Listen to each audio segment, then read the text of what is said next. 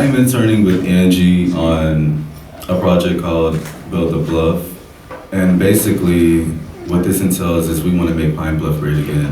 And the way we can do that is with the face of you all, well, the face of us being in college and young, new, and fresh. And the way we do that is getting the word out there, spreading the word. You know, how many of you all want to see Pine Bluff great again, or even better than how it was? Cool. What's up? Yeah. So with you all and the help of innovators, business owners, Ms. Jones, Yep. we can do that. We have so much power. We have more power than we give ourselves credit for. So I'll let Angie.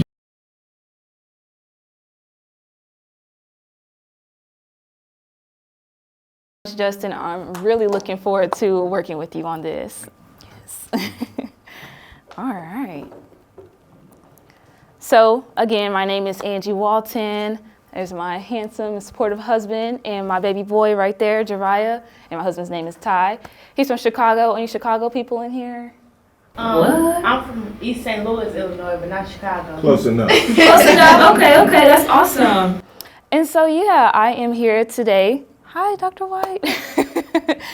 I'm here today to talk to you all. Look at all the friends joining. To talk to you all about what Justin said, rebuilding the bluff, making Pine Bluff even better than it was. So a little bit about me. This is how UAPB found me, okay? I was a little nerdy, awkward girl. Fun fact about me, before I came to UAPB, Black culture was not something I was familiar with, even though I'm a Black person. So HBCU experience really immersed me in this world. I did not want to attend UAPB. And then I came and toured the museum and I fell in love, and the rest is history. While I was at the university, I studied abroad. I was Miss University of Arkansas at Pine Bluff, and I had the honor of being the #1 voted queen in the Ebony HBCU Queens contest. I don't know if they do that anymore, but while I was Miss UAPB, I was immersed in the community. Are any of you guys student leaders on campus? So y'all know they have y'all working. You have to serve, you have to volunteer. And so while I was doing that, I really got to know more of the community. So you guys see me working in the elementary schools. I work with the Mayor's Youth Council. And when I graduated, I thought I was gonna go to law school. So I wanted to follow in President Obama's footsteps. He studied Chicago before he went to law school. So I thought, okay, I'll study Pine Bluff. So I work for Parks and Recreation, but I'm a YouTuber. And my boss was like, you got this camera, you need to be creating content for our department. And so in doing that, I eventually met my husband, who's really into psychology, put psychology and content creation together, and you get marketing. So we are a media company, and we do marketing full time. So aside from what I'm telling you guys today, if you have any questions about entrepreneurship, I'm happy to help you guys. I believe in y'all. So while creating content, as a content creator, I've always cared about the Black community. I've always cared about Black empowerment. And so when he shared psychology tips with me, I started to apply that in my content. And so I started to talk about Pine Bluff. And as you guys can see, I found there was a lot of interest in Pine Bluff. This is something that I did not know was there prior to this, because you guys have probably heard the same things about Pine Bluff that I've heard. But I think that that is why Pine Bluff is kind of interesting to people, because you hear all this bad stuff and then you see people like myself and hopefully you guys saying that it's actually good. It's like, well, hold on, that's not what I heard. What is she talking about? And so that generated a lot of interest. In 2021, we made a video called The New Black Wall Street to celebrate, or not celebrate, excuse me, remember the 100-year anniversary of the Tulsa race riots. O.W. Gurley is a man who founded Tulsa's Black Wall Street. He grew up right here in Pine Bluff, Arkansas. There are a lot of other... And an alum. Yeah, that's right, and he's an alum, thank you. And so there are a lot of other similarities that really make Pine Bluff rich with history, and people love that story. And so I've been able to get some results by myself, right? But we all know you can't do anything alone. We also know that UAPB students are all that and then some, okay? So I need y'all. That's why I'm coming here today. I need y'all. But what's in it for you? So I would like to help you guys strengthen your practical skills. You guys already have natural gifts and talents. You guys are already learning things in your classes. How can we use that to help the city, but also make you guys better yourselves?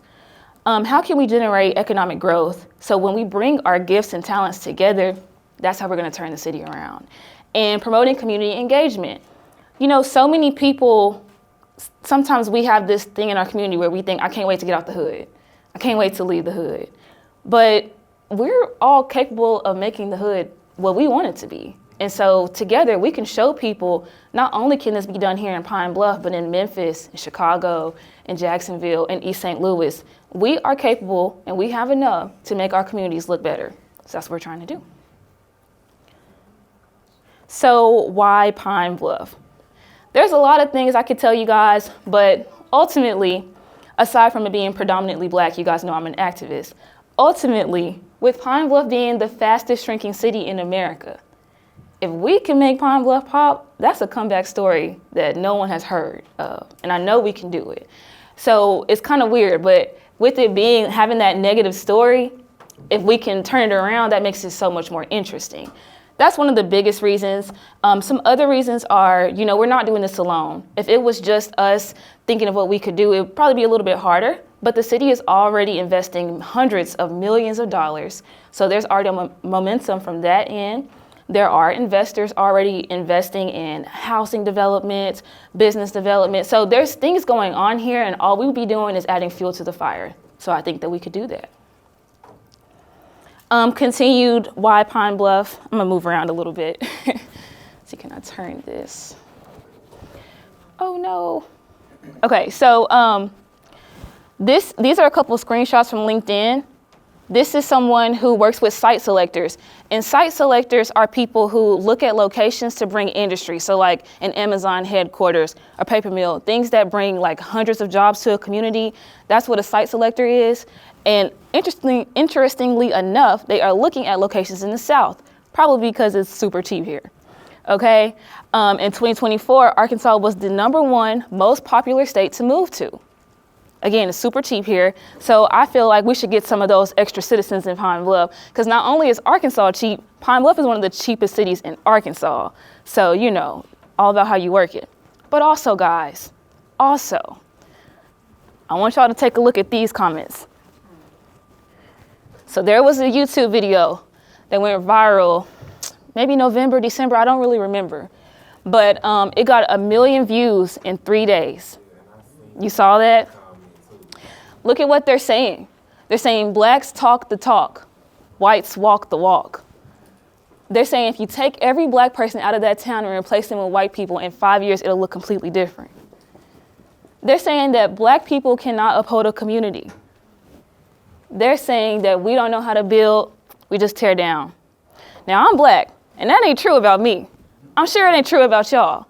And you guys probably have been to other communities. I feel like no matter where you go, what state you go to, you know when you're in the hood, right? It look a little different. The street's not paved. There's not as many resources. But wouldn't y'all say we have enough to turn that around? These comments offend me, and I don't want to just be offended. I want to do something about it. And I hope that you guys want to do something about it too, okay?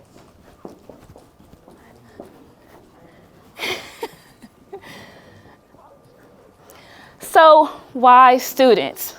Again, I need y'all. I feel like sometimes, well, at least when I was in school, I felt like people didn't really value how much talent we had here on this campus. I'm gonna let y'all know, I value each and every one of you. Even if you don't really like your degree, you might not be using it. I don't really use my degree like that, but you have perspectives from where you come from. You have energy. You guys are diverse. You guys are from all over the country. Like, some of y'all tell me where y'all are from. Memphis, St. Louis, Little Rock. You're from Alaska? Oh, I was like, wow. Where are you from? Texas, okay. New Orleans. See, that's amazing. So when we bring all of that together, where are you from? You from Pine Bluff? That's what's up, okay. That's awesome. I hope that this will help you feel like you can do something for your city, you know? But when we bring all of those perspectives together, it's so much stronger than if one of us just says, I think this, and you only have one perspective. You have a pool of talent and ideas here at this university. So that's a big reason why I want to invite students to join this effort. Please, just ignore him. So yes, you guys have energy. Another reason why I say energy is because, and I hope that you guys hear my heart when I say this, sometimes people who have been in Pine Bluff for so many years, it's very hard for them to visualize that it could be better. But when you're younger, sometimes you can visualize it a little bit differently. You might not have been through as much. You might have a little bit more, you can bounce back from that. So we really need that to push some of the negative energy out. And you guys are the future. You guys are the future. Why not be involved in what's going to be affecting you? All right, so for those of you guys who do want to support this initiative and convince your friends to join as well, fingers crossed, the phases are going to look like orientation and training. So orientation is this, us just talking to each other and sharing the vision. Training will be depending on your major or interest. It's not just about your major. Even if you have a gift or talent, how can we use that to help this initiative? Research and analysis, that is going to be doing surveys, asking students, what are your dream jobs? What kind of jobs should we attract to this area? What do you love about Pine Bluff? What do you hate about Pine Bluff? What, if anything, would convince you to stay here after graduation? We're going to talk about that more. Business plan development, that will again be our different interests, our different majors, coming together and figuring out how we can use that and pitch this idea to investors. Implementation and support, once we have agreed on all of those things, we're getting the ball rolling. And once we get started, ain't no stopping, okay? All right, so majors or areas of interest. Again, if one of these are not your major, please don't feel like if you are interested, you can't contribute. You absolutely can, okay? So engineering, technology, management, and industrial technology, management, and applied engineering. I would just call it construction. I think that they're in the STEM meeting today, but I'm definitely going to show them that we've had this meeting and try to get some of them on board. What they will be doing is infrastructure assessment. So the buildings around here, is it safe? Is the foundation faulty? Things like that. Design and planning. So looking at the zoning, what can actually be built on this empty plot of land? Things like that. Sustainable development. Okay, so this is what can be built. This is what is here. Maybe this would enhance this area. That's what the ITMA majors would be doing. Accounting majors would be doing pro formas. And what a pro forma is pretty much like a forecast of the revenue. So let's say there's an abandoned hotel. A pro forma would say, okay, if there are this many rooms and you have about 80% of these rooms occupied on a given day, you would make about this amount of money. To keep this hotel running, you would need to pay this person, this person, this person, and then in the end, it would balance out to XYZ. That is what a pro forma pretty much is to my understanding, and so we would need accounting majors to do that. The finance majors would do economic impact forecasting. So what will be the benefit of having these extra jobs in this region? Again, projecting job creation, and management majors would do project management. So pretty much overseeing it all. You guys kind of be like the captains of the team. Also, if we find a property that is abandoned, I would ask the management majors to help figure out how we can contact those people. Usually you can use something called Act Data Scout and find the property records, but a lot of times there's a lot of abandoned properties around here that aren't listed. We still need to figure out, look, how can we get this activated? Because this is an eyesore, and I go to school here, and I don't want to keep looking at that, okay? Marketing communications majors, you guys will just be helping me do more of what I've already been doing, and again, helping to encourage more students to join. So maybe you don't like being in front of the camera, but you don't mind holding the camera. Maybe you really don't like cameras at all, but you don't mind telling someone to consider a different perspective of the city. I think we can kind of all do that, but just to kind of give everyone a task. All right. So what does that look like practically? Okay, so there's different kinds of development that we could do. You guys have seen these properties all the time, right? So ugly, right? So this, when I was in school, was a dollar store, I think a Family Dollar. And it was actually nice. I don't know what happened. But as you guys can see, it says it's for sublease. So whoever has this property is actually trying to get someone in there. The city, with it having a declining population, there's probably not as many funds as they need to have what's it called? I don't know what I'm trying to, a department dedicated to really pushing these properties forward. So this is kind of like a project that we could do, have bragging rights, and use the skills that we're learning here to, like, you know, actually get these properties activated. So you have that property and you have this property, which looks like it probably has a couple of different suites. So you could have different businesses in that property. And so, like, how cool would it be if you had, like, I don't know, like almost like a mini Walgreens, or I don't know, like places where you get your toiletries, things like that off campus, so that you don't have to go all the way to Walmart. Wouldn't that be helpful? So we would figure out how we can, you know, assess the property. Is it good? Is it bad? How much is it going to cost to get fixed? And then send that information and that property to investors around the world. Before I keep going, does anyone have any questions so far? No? Okay. Is it making sense so far? Whoop. Okay. All right, and then you also have residential development. So that's these houses. Again, just ugly houses. This house is across the street from the Fine Arts Building. I mean, it looks like it was a really big house, you know? At the very minimum, couldn't that be turned into like almost like an Airbnb situation where students are renting out rooms? And so for the students who maybe don't have a car, but maybe don't want to stay on campus, why not find an investor to develop that and give students another option for housing? Same thing with this White House. You know, just, I think that if you guys are interested, we should focus on the university area first, because that will help us to consolidate our efforts, and it also protects investors. If we go all over the city, you know, it's kind of like, well, if this one doesn't work, then, you know, my money's not necessarily protected. But if we do it in a cohesive effort, number one, it builds momentum, it's super interesting, and everyone's money is more protected that way. And then this is an apartment complex. Now, if you look at this picture, you can see the lake back there. These windows look boarded up, and when these doors are open. And when I drove past, all I saw were like wooden studs. So this would be a property we could either find an investor to try to flip, or maybe this property is like no good, we could tear it down. How cool would it be to have some high-rise apartments right there by the university where you can have a lakefront view? That's the kind of stuff that we can actually make happen, okay?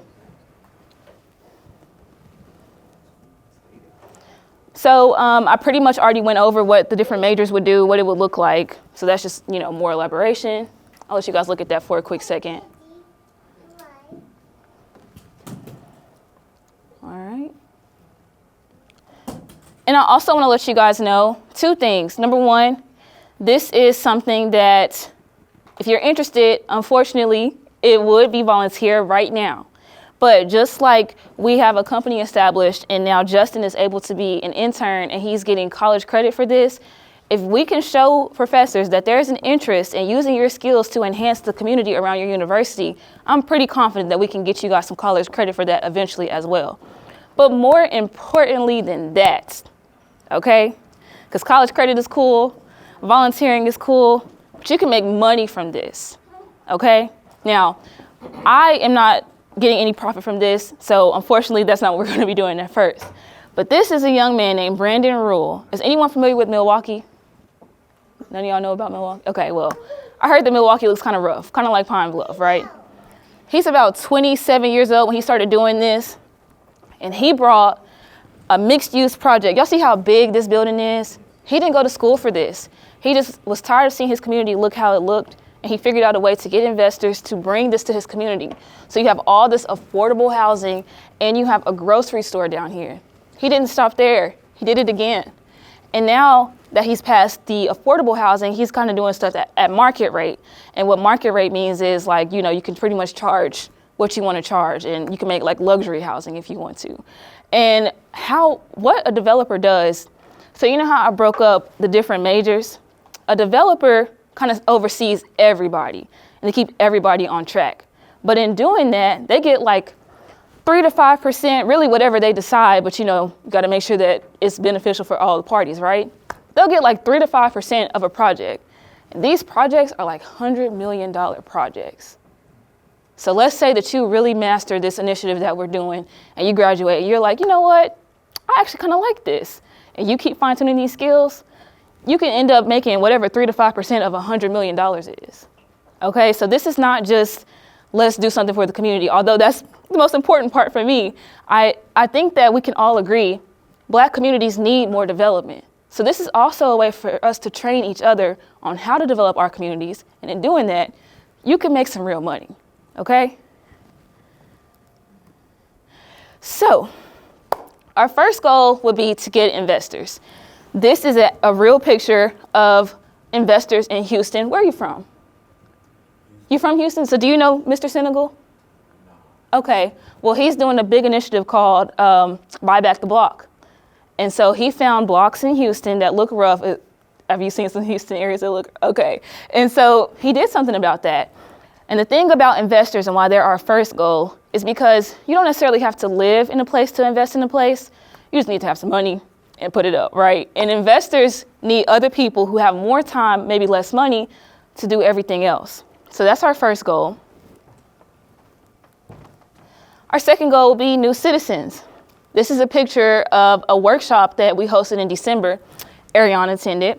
And these are 3 new citizens. This young man down here, he is from, I don't want to mispronounce, Opelousas. You know what I'm talking about? Yes, he's from that place in Louisiana.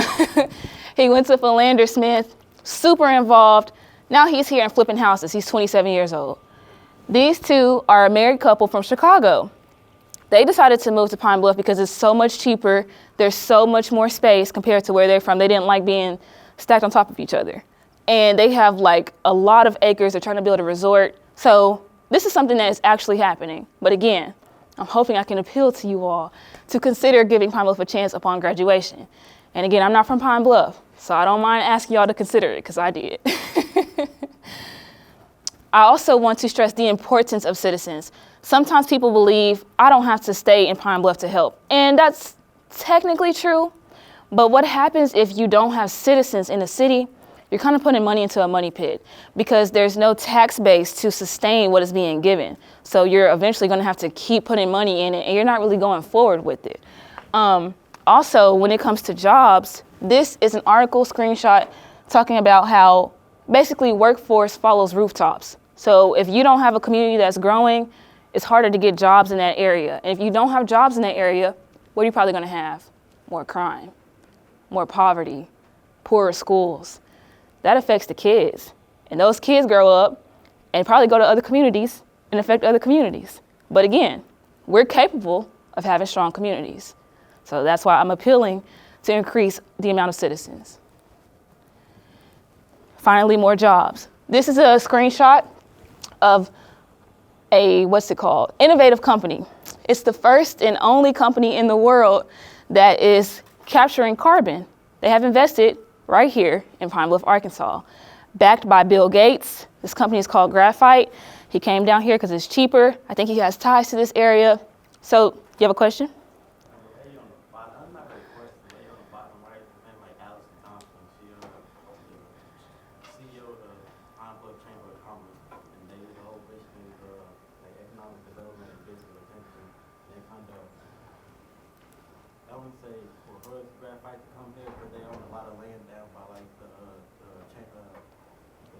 Mm-hmm.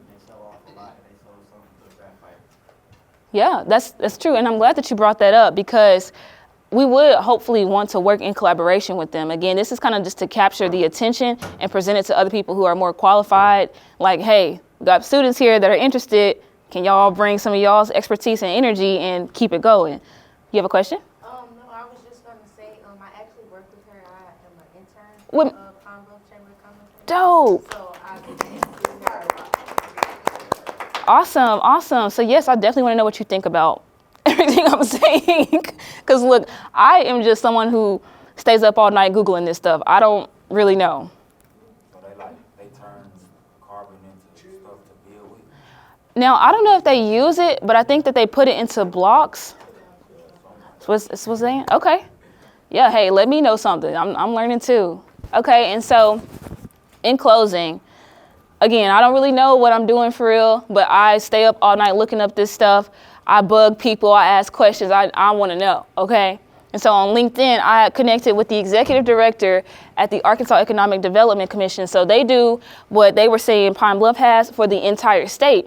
And in 2024, Arkansas had some breakthrough projects. Little Rock has, I think, about 600 or 700 new jobs. That's a lot of jobs. And so I was asking, how are these projects won? Is it like recruiting an employee? And guess what he said, y'all? He said, can anybody read that? It starts with perception. Okay, it starts with perception. So, if anyone can do this, it's you. How cool is it? Exactly. One thing that I love that I see students doing in more recent years, because I don't remember seeing this when I was on the campus.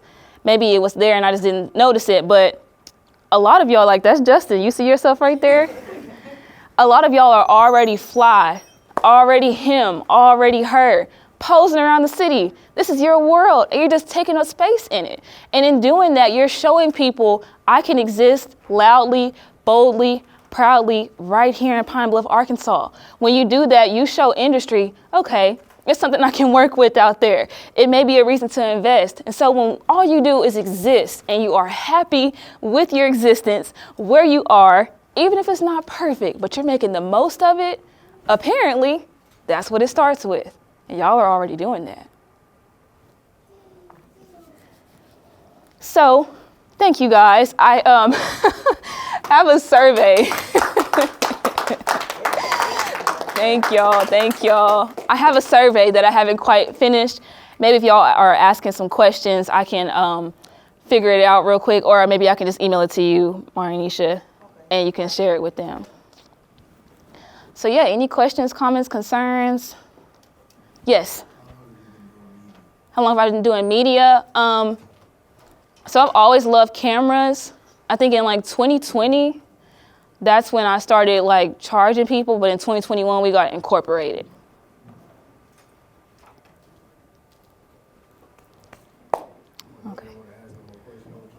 Okay, I'm listening. So, since you've been doing media since about 2020, started charging in 2021, you made the business in 2021. Uh-huh. So, what struck up like the reason behind why you wanted to make a business, and then what made you want to continue to keep doing exactly what you were doing, what you're doing? You said to keep doing what I'm doing with my media business, and then. Like with your media and stuff, like what kind of kept pushing you to kind of be more creative? Mm-hmm. Yeah. So I definitely want to invite Ty if you want to share something. He said, what inspires us to keep doing what we're doing? I think that we share this, but really like our community needs to see more stories of hope. That was really the big driving factor for me. I love to read, but I know like everybody don't really care about books. So I was always thinking, how can I share education in a way that's entertaining, or, you know, positive messages in a way that people will actually watch? And that's one of the biggest driving forces for me. What keeps you going in this media thing? A starving baby, that's a big factor. Yeah, hopefully we can make a whole lot of money. But I think it's important that, you know, we control the narrative. So when I was younger, I used to listen to a lot of rap, and I used to watch TV, and there was a lot of bad influences in the house and on TV and on the radio.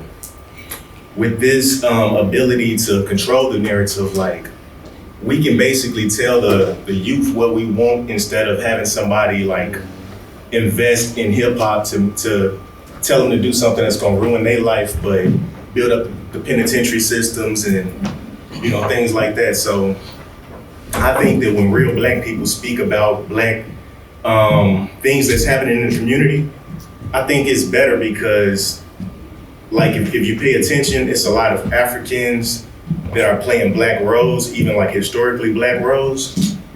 And I think that those are spaces that we are supposed to be taking up, but not enough of us are doing things in media as far as ownership. We are just actors, we're singers, we're rappers, we are the entertainment. But, you know, that makes us easy to replace. That's true. So I think we go through a lot of trauma, and I think it's a lot of things that we need to talk about. And some of the easiest ways to do that is through art. So if you make music, if you sing, if you rap, if you dance, if you act, that gives us a way to express ourselves.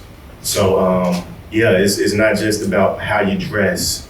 A lot of us, we want to be rich, so we put on things and we try to look rich because we feel poor inside. And I think that it's not about faking it, it's about making it. So if you can do things that will not only inspire yourself, but inspire the community, inspire your nieces, nephews, sons, daughters, just the youth. If you see the direction they're going, what can you do to combat that?